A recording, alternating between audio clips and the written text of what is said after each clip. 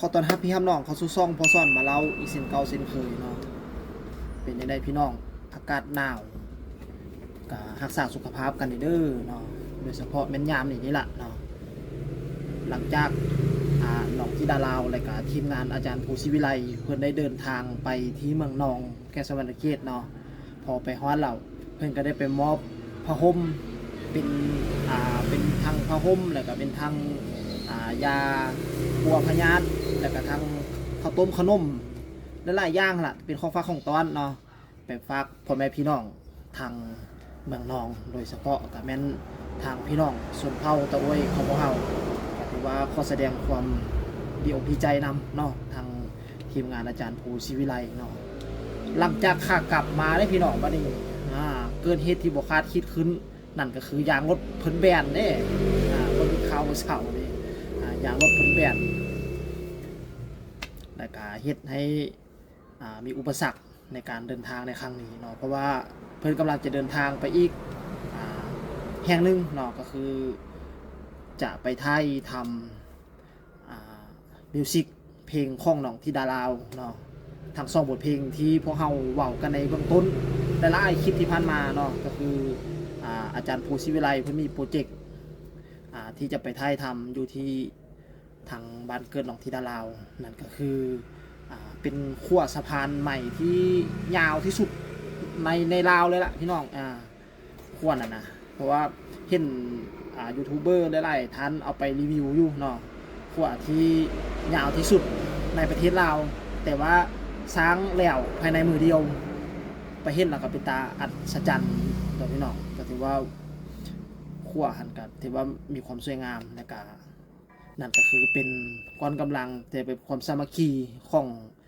พ่อแม่พี่น้องทางชาวบ้านเขตนั้นเนาะที่เพิ่นพร้อมแห่งพร้อมใจกันคล้ายๆคือกับมดสร้างหังนี่แหละพี่น้องคันสิว่าไปก็ได้คันสิเบาไปลงนึงเนาะก็คือคล้ายๆมดสร้างหังเห็นสะพานแล้วก็เห็นขั้วทอดยาวไปก่อนเพิ่นสิสร้างขั้วเพิ่นก็ได้มีวิธีบวงสรวงเนาะขอบเจ้าทินเจ้าท่าน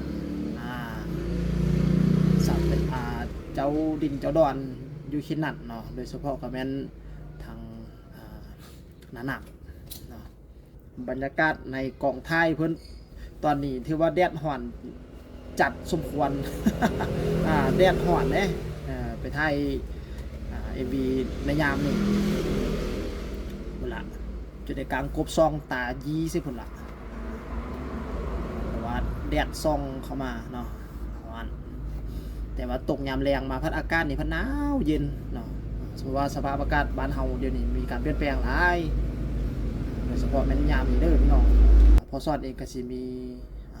คลิปที่เพิ่น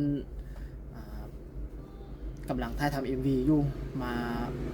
หยิบยกมาเล่าสู่พี่น้องฟังซึ่งในการไปถ่ายทำ MV ในครั้งนี้จะมีอยู่2บทเพลงพี่น้องนั่นก็คือเพลงสงครามกับความรักและก็เข้าไม่มานาไม่บานซึ่งเป็นเพลงที่สืบสานตำนานแม่ฮันนี่โดยแท้เลยเพราะว่าหลังจากที่พ่อผู้เพิ่นได้เฮ็ดโปรเจกต์นำเสนอไปแล้ว6บทเพลงดังของแม่ฮันนี่สีอีสานแล้วก็เลยมาต่ออีก2บทเพลงนั่นก็คือเพลงที่พ่อสอนก้าวมาเมื่อกี้นี่แหละเนาะก็คือเพลงสงครามกับความรักและก็เข้าไม่มานาไม่บานรอท้ารับฟังรับชมพร้อมกันเนาะพี่น้องเนาะซึ่งเพิ่นจะปล่อยเอามาในไว้นี่ล่ะ2บทเพลงนี้อาจารย์แล้วก็พ่อแม่พี่น้องช่วย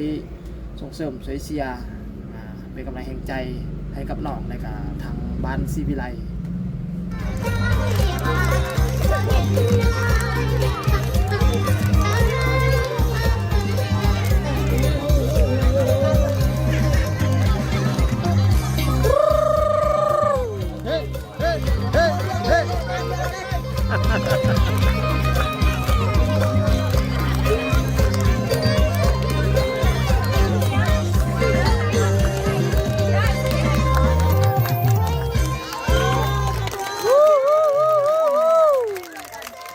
ต้มเตยลง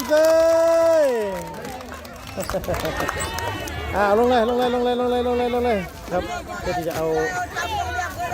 แจกกับเพื่อนๆพี่ๆน้องๆพ่อแม่ทุกคนนะครับที่อยู่ในกิจกรรมนะครับอ๋อ อ๋อเอาถ้างั้นก็เอายังไงนั่นที่ดาลาว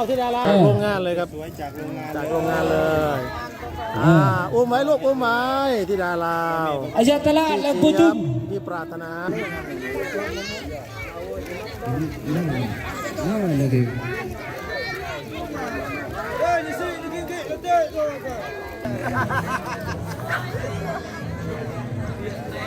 ที่ดาลาวใจมาเรื่อยๆให้ที่ดาลาวจับมาเรื่อย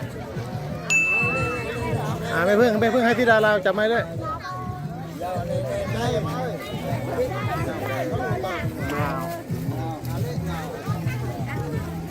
ขอบคุณมักกูก็ให้ก็กูก็ลำบากเพียงกว่า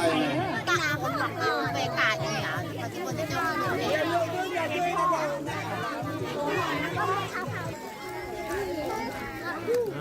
เอาไปน้อง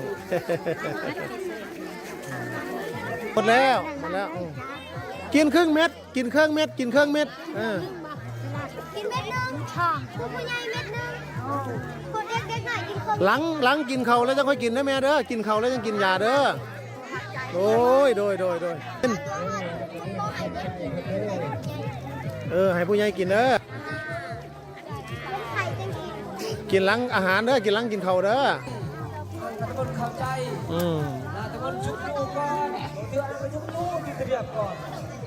เป็นเรื่องราวที่ดีๆที่พ่อซ่อนนำมาเล่ามาฝากมาเว้าสู่พี่น้องเขาฟังเนาะในการเดินทางไปมอบกิจกรรมในครั้งนี้ก็ถือว่าอิ่มอกอิ่มใจเต็มไปด้วยบรรยากาศที่แสนอบอุ่นพี่น้องเนาะโดยเฉพาะเพิ่นได้ไปแจกผ้าห่มนั่นแหละพี่น้องแล้วก็ยังมีหลายครอบครัวที่ยังบ่ทันได้เนาะเพราะว่าเนื่องจากว่าทางพาหนะที่เพิ่นนำไปนะก็คือว่าเป็นรถขนส่งนะพี่น้องมันก็อาจจะหน่อยได้เนาะเพราะว่าเขาสั่นหลักก็เลยว่าใส่ได้บ่เต็มแม็กพอบันได